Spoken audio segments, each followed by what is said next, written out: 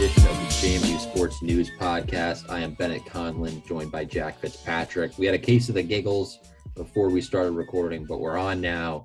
We're focused, and we're looking forward to what should be kind of a snoozer on Saturday. Yeah, it was a snoozer last year, and it's going to be a snoozer again. It was a snoozer in 2015, and it was a snoozer again in 2016. So all indications point to a snooze fest on Saturday. But with that glowing review of this game that's coming up on Saturday, we are still fairly excited for it because JMU football is back, and there's nothing like watching them just beat the living tar out of Morehead State to start a season. It's kind of become a rite of passage here for JMU. I was looking at the history and like when they played, and you kind of just went through it right now, but for some reason, I thought that they had played more recently, like 2016 to last year was a longer gap than I had thought. Yeah, same, actually. I had just sort of assumed that they were one of the like cupcake games that they had been opening with for like every year. It sort of feels like they played a lot and they put up huge numbers and don't give up any points. Sorry to everyone for Bennett's mic. We're having some weird mic technical difficulties. He keeps getting very modulated. But, yeah, I mean, I thought they played – I thought they had played every year. And then when I was doing kind of the mini deep dive off of Greg Media's tweet, because Robert Tenure – is his name Rob Tenure – he said, quote, "They're really well coached, that's for sure, but you've got to try and take some of the things they do really well away or at least control it to prevent big plays. So that's the goal." He hasn't lived up to that goal. Since he took over in 2013, JMU has played Morehead State 3 times, 2015, 16, and 21, and they've scored 14 points in those 3 games. Yeah, I mean, they're like, what, are they non-scholarship and like just not all that great? I mean, it's or partial, whatever they are. I'm not expecting them to be all that good, and it's a weird week, right, where the coaches like have to give their comments and they're like, oh, we're taking Morehead State seriously, and Morehead State's trying to really prevent JMU when like they just don't have the athletes to compete at all. I remember when I did the O'Neill's press conference for the Breeze, and then when I would do sideline for Madazone, every week during the cupcake games, I would talk myself into thinking that there was a chance that JMU could lose. Like the Robert Morris week in 2018, I was like, I don't know. I really think I forgot what their coach's name was, but I was like, he may have built them into a real contender. And then, listening to Houston and then Signetti's comments, or I guess it was Houston at that time, listening to Houston's comments at the O'Neill's press conference where he just speaks so glowing of him. He's like, their running back has real breakaway speed and we really have to keep him contained.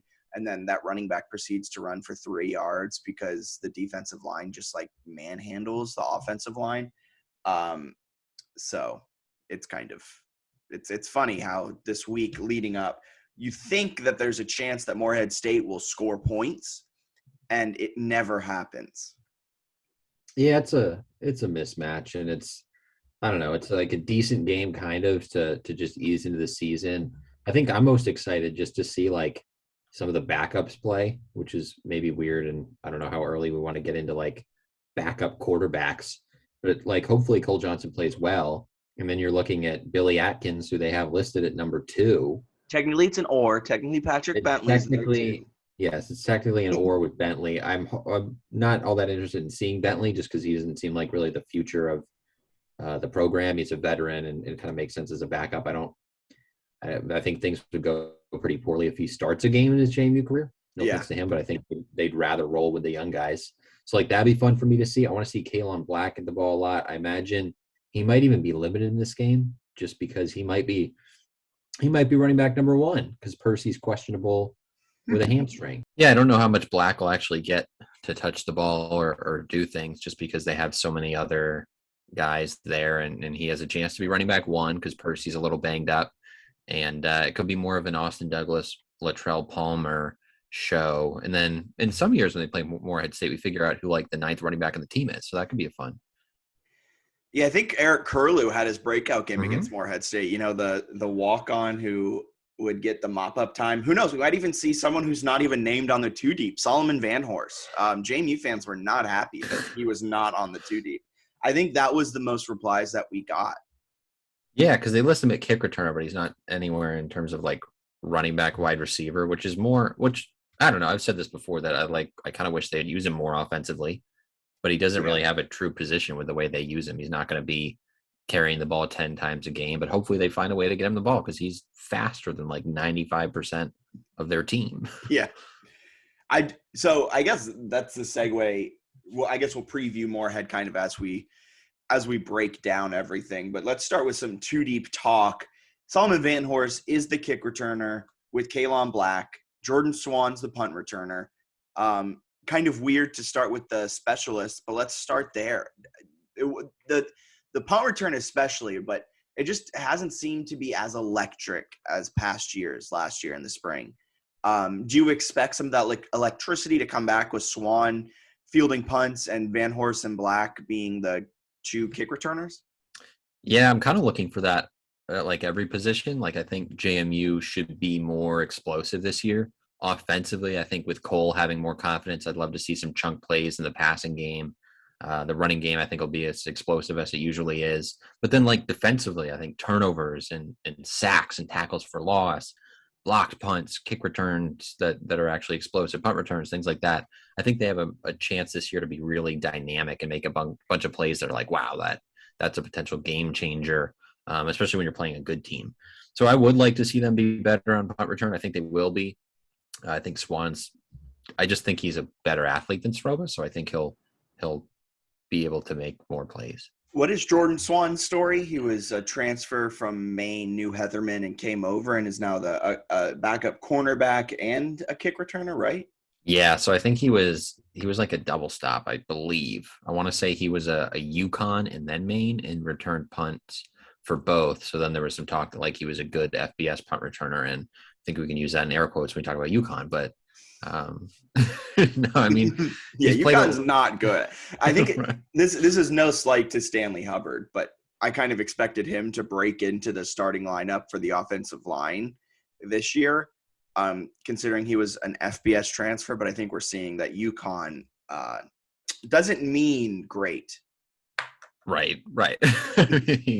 Yeah, it's kind of a hard to see there. But he also returned, looked like he returned kickoffs. So he had like a 60-yard kickoff return against UVA when he was at UConn. And he had 6 punt returns whenever this was at Maine, which is not a lot, but he averaged 13 yards a return. So I think you can get something out of that. He had a 49-yard return against Richmond and things like that. He's had some explosive returns. So I think he's probably not Amos, right? He might not have multiple touchdowns, but if he can literally just have like 1 or 2 returns every couple of weeks that go for like 20 plus, that's huge for a team that seems like it's going to be really good offensively and defensively. Yeah, I'm so excited for this offense, not for the running backs, but for the wide receivers. Antoine, I remember going into the spring, I was low on the wide receivers. I hated the wide receivers. Yeah, I hated them. But now I'm so high on them. I'm so excited for Wells, Bracey, Thornton. We were talking a little bit about kind of the backups. You were reading some of the names and you're like, who? But I don't think the backups really matter all that much when Wells Jr. is going to be out there. Yeah, I mean, I guess the only question you'd have is like if someone gets injured. But I think the thing we talked about offline is like normally with JMU, we don't always know the like 5th and 6th receivers. Yeah. And then they start to play and you're like, well, that guy's pretty darn good.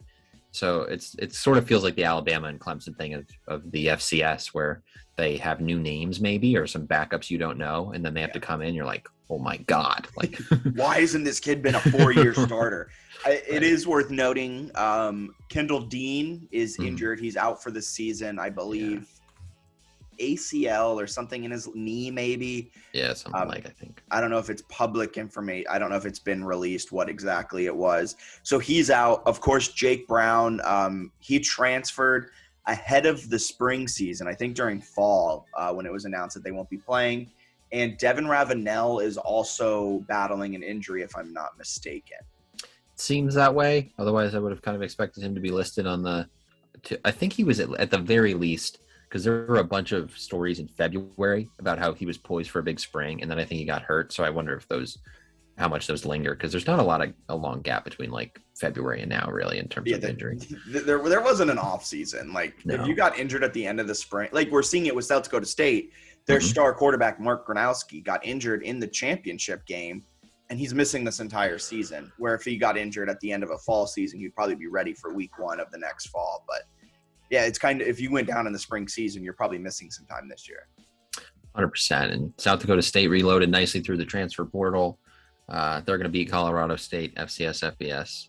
Upset. Wow. Book it. I think from what I saw, the line I saw, they opened as the 3-point favorite actually on the road Wow. at Colorado South Dakota State opened as a favorite. I looked that way, but although I was looking at like the action app and they were pulling some from some weird sports books that had an FCS line, so Makes sense. I did just to do a quick side tangent on betting. I followed Chase Kitty's advice.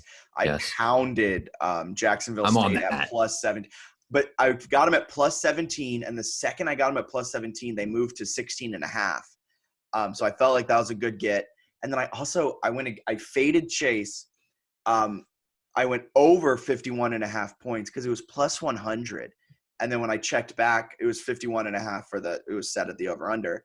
And it had moved to -115. So I think I got right in. That's pretty good. Times. That's pretty good. I think I've got them 16.5, and then I've got them +9.5 in the first half. Okay. I'm all in on Jacksonville State. I think they're going to hang in there. I think they're kind of evenly matched with UAB. Yeah, I don't think they're going to win. I think they're going to hang in there and not lose by 17 points. I'm so excited for some of these FCS, FBS. I'm actually interested in, not to go on too much of a tangent, but I think Weber State, they're like 5 touchdown dogs to Utah.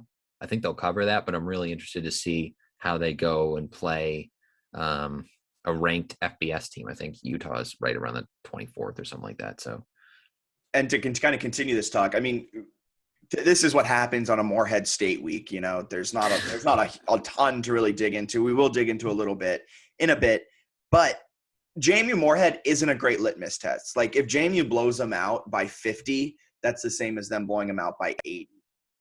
This isn't really going to tell us too much about JMU that we don't already know. It'll tell us about backups, but it won't tell us about how good Cole will be.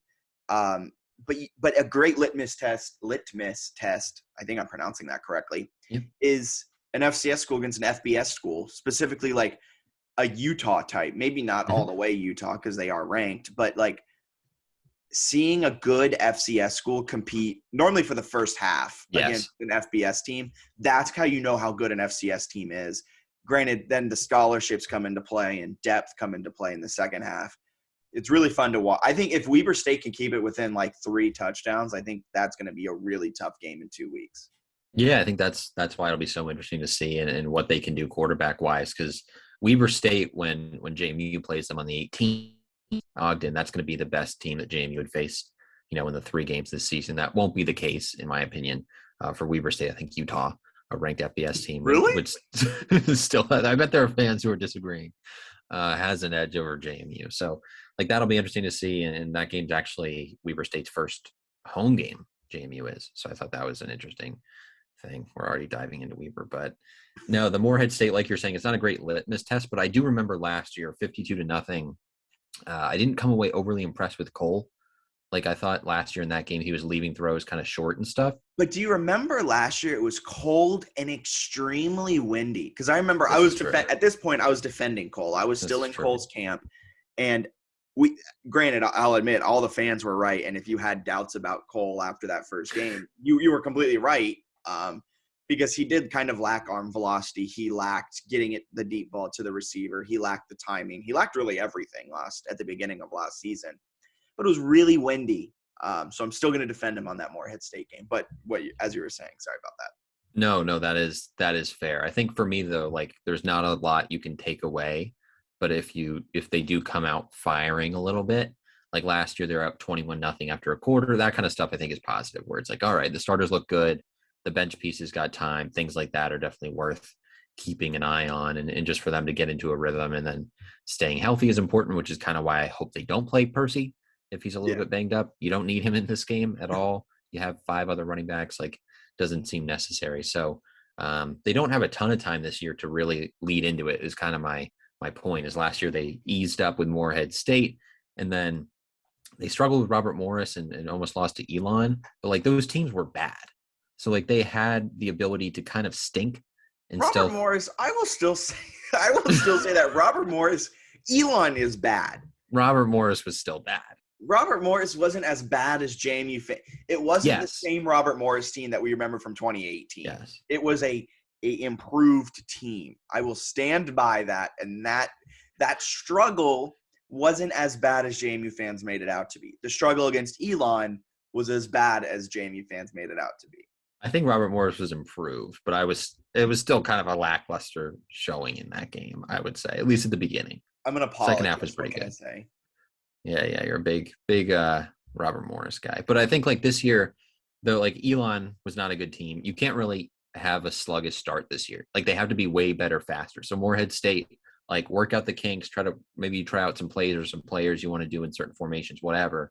Figure it out, get a blowout win, keep the guys healthy, because then you're going straight into conference play with Maine, which probably won't be too hard. But then Weber State, bye week, New Hampshire, Villanova, Richmond, Delaware. Like you got to be ready to go this year, because last year they were able to kind of go in slowly and then make a playoff run. This year, like if you get off to a really sluggish start, you're gonna maybe get out of that top 4 seed range.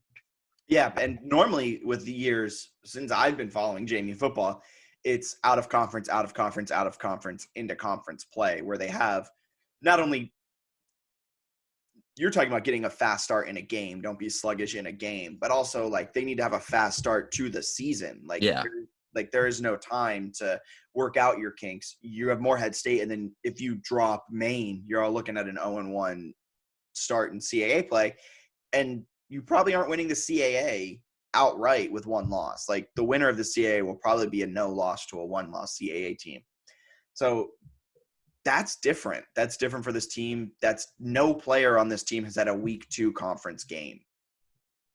Yep. It's going to be a really interesting thing. And they need to be good this year in the first half and early in the first half of the season, the first half of games. Like I think that's an area where I'm going to be keeping a close eye on them and how they kind of develop, because they had some times last year where they put themselves in weird holes. And this year, I think if they do that, they'll lose some of those early games and be behind the 8 ball, which is not what you want. But the other thing I still think they should, this is kind of my hot take on the game, I think they should score 100 points in this game. That's my Curt Cignetti take. Here's the tag. I think they need to match what Mike Houston did in 2017, where he put up 80. Like, it seems like JMU fans are like, he only scored 50 last year. That's unacceptable. They shut him out, and that's just not right. Like they should, like, no. But I understand what you're saying, where fans seem to like want to just keep laying it on. But at what point is enough? Like, honestly, JMU could get up 20 points and then just call off the Dogs 110% and win by 20. Yes. That would be the same as winning by 80. That's like, if they win by 100, it'd be horrible sportsmanship and they'd be in the news for like being huge jerks.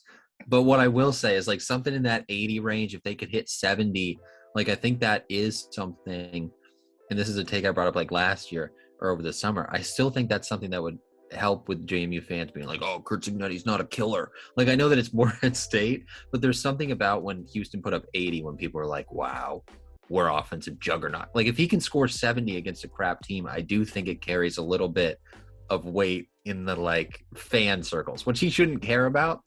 But for us on our podcast, like, I do think he should try to smoke them. I need to do the deep dive on this because, yeah, people are like, Houston had offensive juggernauts, and it was always inflated with like the 3 out of conference games just being a 50-2 win, a 80-7 win, and a 56-14 win, which inflate your season numbers astronomically. I think I'm going to do a dive into Houston stats and to see how good offensively he really was when he didn't have the cupcake games, because I would argue that Curt Cignetti's offenses are just as potent as Mike Houston. They've certainly been in there. But last year they didn't score. The only time they scored 40 or more was the Morehead State game. Every other game they were hanging in the like mid-30s. They were still a solid offense. And they scored, I think his high is the 66 against Monmouth in that playoff game. I think is his high. So I don't know. I think he should hit 70 and just see how it goes. I think it's just not in his nature. I think once he gets up 40, he's more willing to take foot off the gas, put in third and fourth stringers. Where I think Houston was running with backups. Like, he would run with backups then to the end of the game, where Cignetti's putting in, like, walk-ons. I still think those walk-ons could get him to 70. All right. I think he could hit 70 with ease this year if he wants to. I just think they really call off the dogs previously. Like, they scored 21 in that first quarter, and then they only scored once in the second quarter, which is just frankly unacceptable. And no, I'm just kidding. But Percy had a touchdown last year late in the third quarter.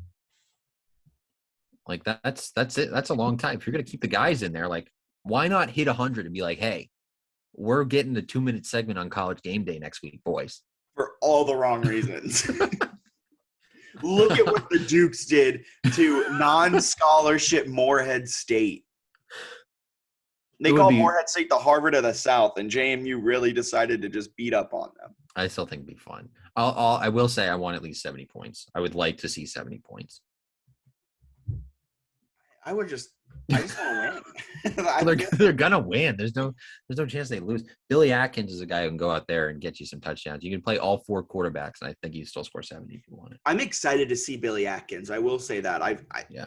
Based off of no information, I've been told Kyle Adams is the future, and Kyle Adams doesn't even break into the 2 deep. So I have some questions. You know who did break into the 2 deep for Morehead State? Mark Pappas. I'm not going to know any of these players. You're going to have to. Did they release a 2 deep? No, they did not at all. But he started the game last year for Morehead State, and he absolutely sucked. And then they pulled him, and then DeAndre Clayton came in and went 7 for 9. Clayton, actually, I remember Clayton. He kind of moved the ball on him. Didn't do much after that. And they also put in Grady Kramer, but he only went 2 for 5. So they played 3 quarterbacks last season. Mark Pappas had 228 attempts last season, played in 7 games. They played 2 other quarterbacks that essentially only played in that JMU game because they were blown out so much. Wow. I'll be honest. There's really almost nothing I'm going to take away from this game. Like, yeah. We're doing a great job at hyping this up. Like, you need to tune in. You need to watch. There's absolutely nothing that can come from. Only bad things can come from this game. Like, I'm thinking ahead. In a week, what are we talking about on the podcast? Only bad things. Like, it's either, wow, JMU smoked him and put up 70, or Bennett's on here going, they didn't score 70, and I'm disappointed in this offense. I think for me, really, for this kind of game, you want to stay healthy, but there's no reason they shouldn't try to score triple digits. Why are you not trying to set program records out here? Maybe 90. 90 is like way less offensive than 100, but it's still like, whoa. So I don't know. They could have scored 100 in the Houston era. They were like called off the dogs against Rhode Island in that 80 or whatever the hell it was, 84, 80, when Morehead State, they call off the dogs, I think, a little bit. I'd like to see them not call off the dogs. I'm talking about tempo late in the fourth quarter. No. Could you imagine running up to the line, 4 seconds left? They're at 92. They score a touchdown as time expires, and they trot out a 2-point conversion attempt. Could you imagine that? Gosh. But yeah, when we're talking about takeaways, like, I don't think there's anything I'll take away. I think it's good for the offensive line to get reps together and some chemistry and like the young guys. But then I think the main game is going to tell us a lot more about what the team can be. And then after that, it's going to be kind of a gauntlet. So I am excited for this season to start, for them to get in there and to see some of these guys. And like you mentioned, like a Billy Atkins, like I want to see these young guys who could be the future of the program in this game. That's really the only thing that I'm kind of interested in. Yeah, and then going from there, we'll jump back into the 2 deep. We kind of straight away, we'll go back into it. What was the big surprise? You looked at it at first, and you were like, wow, this surprised me. Cole starting at quarterback, over Kyle Adams. I will say, actually, though, Kyle Adams not being one of the 3 quarterbacks listed surprised me. That was maybe my number one surprise. And then Wesley McCormick, I guess, is still hurt. And he's not listed, which I imagine is injury related. Yeah, I think that was the biggest one for me too, was seeing Wesley McCormick not listed. That's kind of a blow to this team. I mean, you have 3 good corners in McCormick, Carroll, and Ross. Mm-hmm. Not having one of them, you wonder who's going to be that third corner that covers the slot type of spot. You would assume it probably would have been either Carroll or McCormick, just because I don't think Greg Ross at 6'1", 186 necessarily is the type of speed. But granted, I don't know. He's big enough to not be on the slot. Yeah. Yeah. But it's going to be interesting. I mean, you look at their two deep. I have my eyes on it now. You have Xavier Cockley, Jamari Currents, Jordan Swann, and Antonio Webb. I really don't know how any of them are in the slot. I don't think they got extended snaps last season, and they're probably going to get extended snaps. I don't know how long Wesley McCormick's going to be out. It's okay if they get extended snaps in Morehead State. Mm-hmm. You get a little questionable when it gets to Maine and Weber State. Yeah, I think corner is probably the biggest question mark on the team. I think like it's a position that even when it's healthy has had some issues in the past. So yeah, interested to see what happens here. I can't really stop laughing at the defensive line. Like everyone they list there is so good. Okay, so here's the defensive line. So they run this weird, what is it? 4-2. They call it a 4-2-5, right? Yeah, it's a 4-2-5. So 4 down linemen, 2 linebackers, 5 defensive backs at all times because they have 3 safeties, one essentially a rover, which in the breakdown, the rover, how I've always assumed it is, he's kind of a linebacker hybrid, come down to the box on run plays, back into coverage on pass plays. So the defensive line is Bryce Carter, the Towson transfer, Mike Green, arguably the best player in the FCS, James Carpenter, a redshirt freshman who dominated last season. So good in the spring. As a freshman, as a true freshman. Isaac Ukwu, and with Jalen Green or Antonio Colclough. And that's the stud position. I guess this is my also assumption of the stud because they have a nose guard. I would assume it goes, if you're watching the podcast on YouTube, defensive end to defensive tackle, nose guard over the center. Mm-hmm. If they pull the stud up. Because I assume the stud is going to be like a linebacker, like up rusher in some cases, or a down lineman on running situation. They have a very hybrid defense, I feel like. Yeah, I think they can be really, especially those guys like Ukwu, Jalen Green, and Colclough. Like Ukwu is listed at 255. The other guys are like 240. Like they're basically big linebacker edge guys. So I think they can be, especially at the FCS level, really creative with how they try to implement them. Yeah, so I could see when they have 3 down linemen, it would probably be Green and Carter on the edges with the nose guard of Carpenter covering the center, and then the stud would be up. And then on rushing plays, you'd move Green into the middle as a defensive tackle and then put the stud on the edge. It's just this defense is kind of crazy. Yeah, and I gotta double check. Actually, they have it here, so let me get it correct. Thank God for the pronunciation guide. Oh, who are we? We're gonna say it's it's Abi Nwa what? Abi Nwabwaku Abi Nwabwaku Okonji. Okonji. Okay. The way they spell it almost makes it harder than reading it. Abi Nwabwaku Nwabwaku Okonji. Okay. Nwabwaku Okonji. Okonji. Okay. Wow. Welcome to Reading Time with Ben. We gotta get this guy a nickname. No, but he's Abi. Just call him Abi. Abi, the Minnesota transfer. From what TJ Ack and Greg Medea have said and some of their stuff, their podcast and writing, like of the guys on the defensive line, he looks the part the best. Like the dude looks like a monster, and he's 6'3", 263, and apparently had a great camp. Like I'm really excited to see what this guy can do. He's backing up Bryce Carter, at least on the 2 deep. He's going to get a lot of run early in the season, I would guess. There's so many guys that are going to just crush people at this level, man. It's insane because everyone on the 2 deep I would put money on would start on any other FCS school. Yeah. And a lot of them would start on FBS schools too. There are a lot of guys. I mean, like you look at the offensive line. Everyone's at least 300 pounds and 6'3" on the starting offensive line. Let's take a moment to talk about Tyshawn Watt. Monster. 6'4", 335, redshirt freshman. Also, I need to say this. Have you ever seen this many R's in front of names before? I mean, in front of years before? Every single player, because of last year's weird eligibility thing, They're all every red single shirts. player is a red shirt. That's pretty incredible. Yeah. Gosh, what a weird time. But yeah, I mean, the offensive line's massive. Like receivers have pretty good size. I mean, Bracey's 6'3", a little bit over 200. You got Wells, who's 6'1", 204, but probably plays a little bigger. And then they've got the speed guys with Thornton. Tight ends are big. Like, I mean, the fact that they have the offensive line and then like Noah Turner could come in at 6'4", 250 and like block, like, it's stupid. Well, their blocking tight ends are Noah Turner and Drew Painter. They are 6'4", 6'3", respectively, 253, 245, respectively. Clayton Cheatham, who isn't a small human and can block himself, is 6'2", 234. Yeah, he's built like a fullback. Like, I mean, it's just a lot of stuff they can do with these guys. And I guess the other thing that kind of stood out, and Greg had mentioned this, that Connor Madden was the kickoff guy last year. I think he tore his ACL, so he's out, and it'll be Camden Wise. Camden Wise was the kickoff specialist in 2019. Yeah, so he's been around the block a little bit.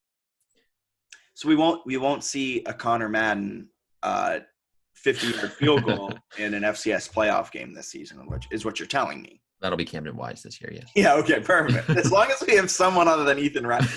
I was like, Ethan Ratke apparently can kick 40-yard, 50-yard field goals now. Apparently he's been working on that.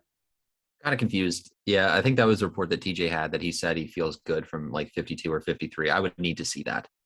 Yeah. But yeah. I would too. Like in a game, I would need to see that. So we'll see what happens. But I'm excited. The 2 deep looks really – it's just fun to look at it 2 deep. I don't know. Something about it, man. I think JMU has the best 2 deep layout too, if I'm being honest. It's pretty clean. It's really clean. Yeah. Well, anything else we need to – I feel like we ran through – I feel like we had a lot to talk about, but then we realized that there's not a lot to talk about when it comes to Morehead State. Not a particularly thrilling matchup this week, but should be an interesting one. We got to do CAA pick'em. Great point. Man, thank you for bringing that up. The CAA weekly pick'em. Because we got some coming up. We got earlier games. It's not all Saturday this week, folks. Not all Saturday, man. I did slack last season on putting out the CAA weekly pick'em graphic. Yeah, well. Bennett did win for the 3rd year in a row. Just an absolute beast. Pretty dominant, I would say. I will say last year was weird though, so because there's a lot of cancellations, a lot of random stuff. I think if we played a full CAA slate, I would have won because I would have ridden my dogs Rhode Island to the very end. Maybe that would have worked for you. Probably not. Hey, but they have their own Taysom Hill and Kasem Hill. All right. So the CAA weekly pick'em. Let's get them. New Hampshire faces Stony Brook tomorrow. We're recording on Wednesday. Face off tomorrow, 6 p.m. at Stony Brook. Who you got? This one has me a little bit interested because it is at Stony Brook. Because it's 2 teams that suck. Well, no, I think New Hampshire could be respectable. You add in the fact that this game is at Stony Brook with the fans back, right? I don't know the exact numbers. I'm guessing they seat 75,000 in there.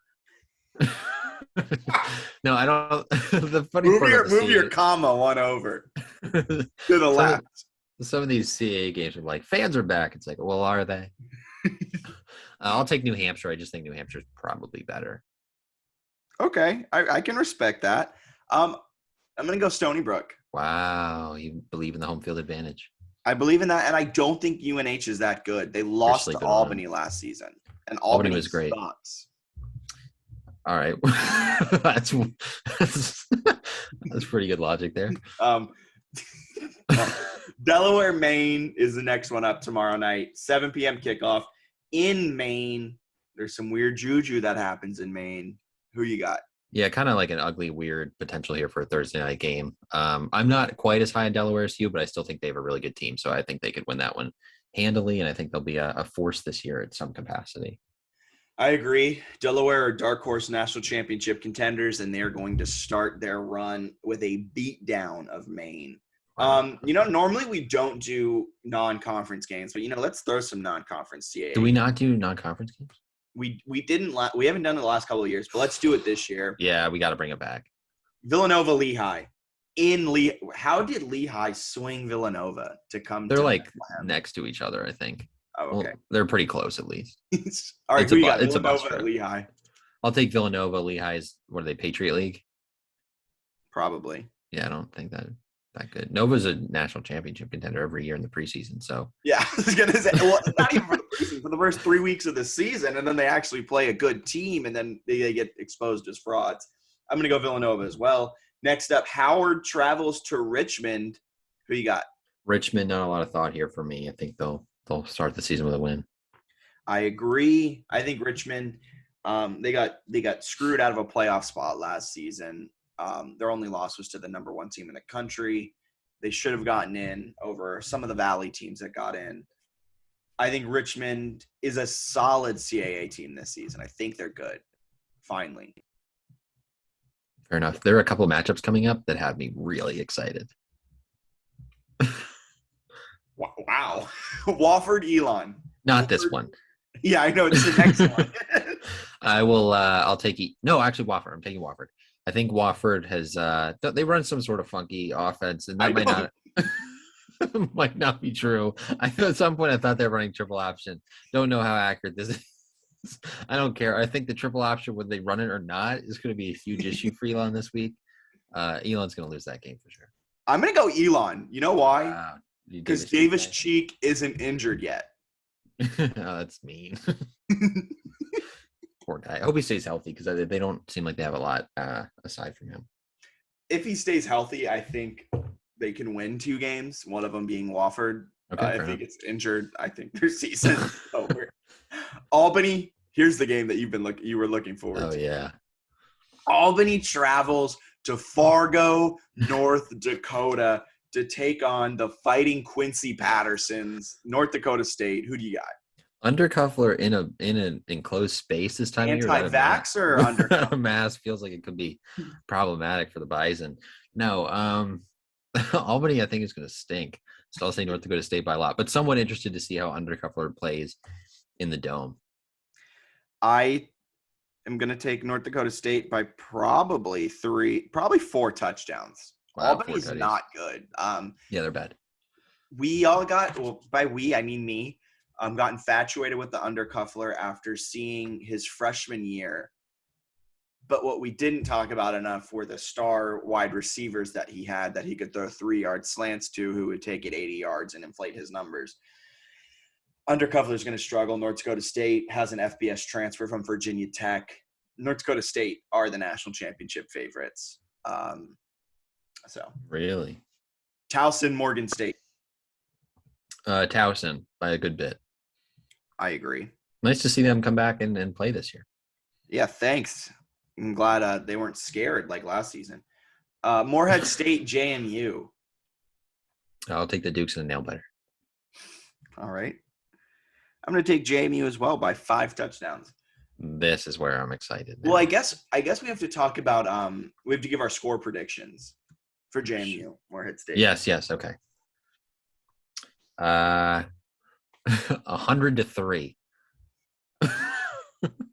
I think he does it. I think Cincinnati listens to the pod and he wakes up Saturday morning and he goes, screw it. I'm doing it for the boys.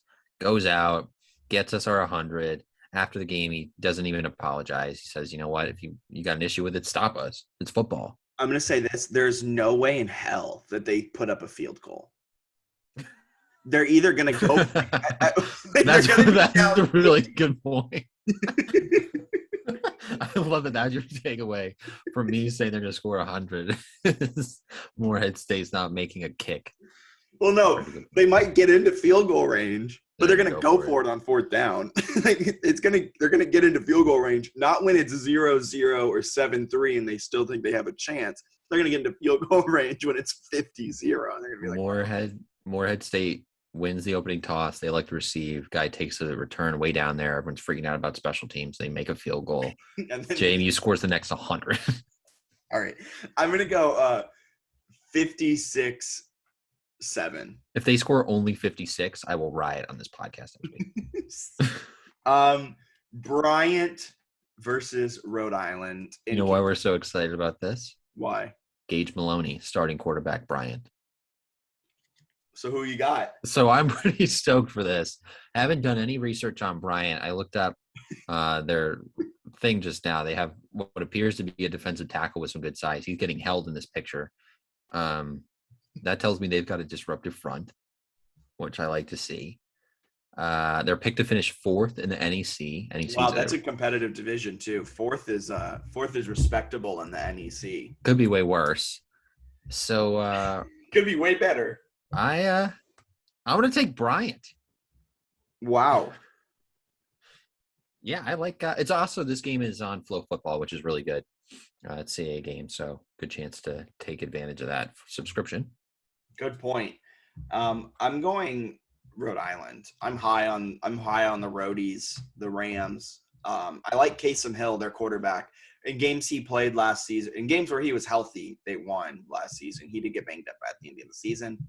Moving to the next one, William and Mary, UVA. You're covering this one.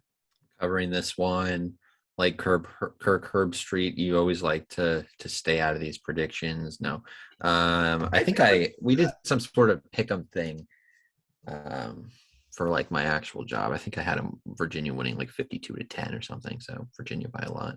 Wow, you have no faith in Mike London and Hollis Mathis? Mathis is not guaranteed to play. He's still banged up. And they had that running back last year who was pretty good that didn't play against JMU. I think it's the same guy, the youngster. He's also out. Isn't Mike London, wasn't he the old coach of UVA? Yeah, so a lot of storylines. Revenge game. And so, I think he's already played him. Actually, maybe not.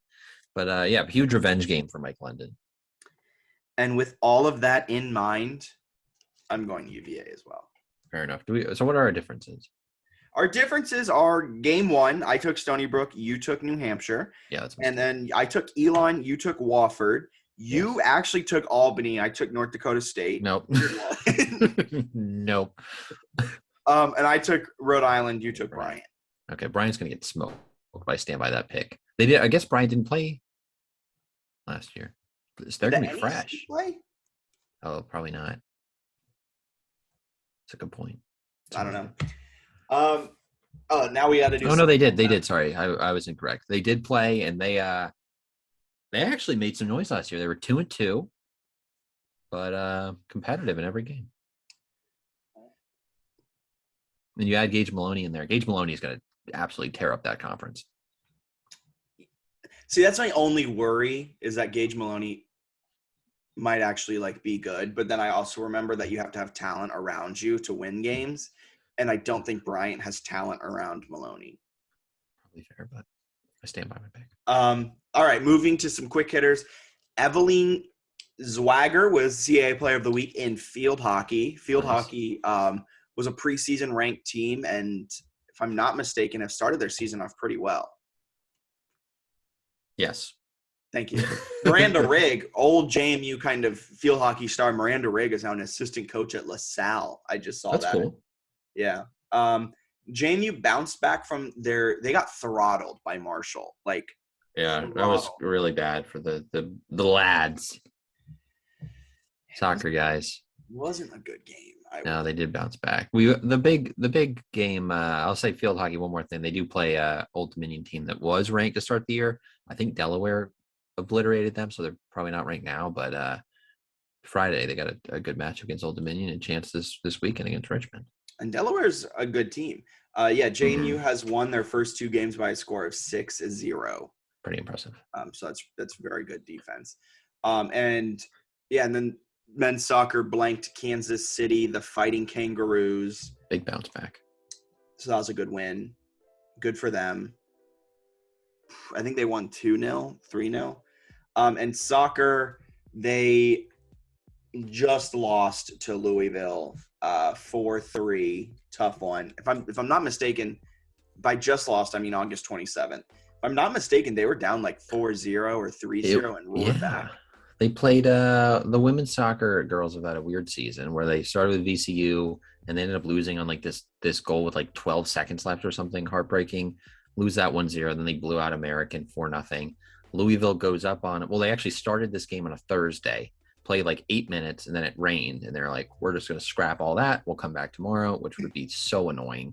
So they scrapped it all, came back the next day. They're down 3-0, scored 3 in a row, and then gave up one, so lost 4-3. And then on Sunday they were supposed to play at Ohio, and it rained, and I think they played a half, and then they called it and made no contest. So like if you're a women's soccer player for JMU, I think you're just furious at the weather. But That's such a terrible way to start your season. it'd be so irritating.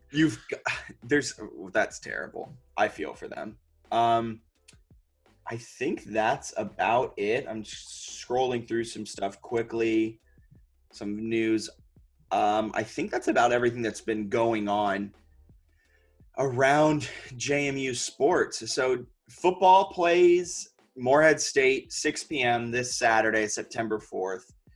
Bennett expects JMU to put up a 3-digit win, 100-3. I expect a 56-7 JMU win. We'll see you guys next week. For Bennett Conlin, my name is Jack Fitzpatrick. See ya!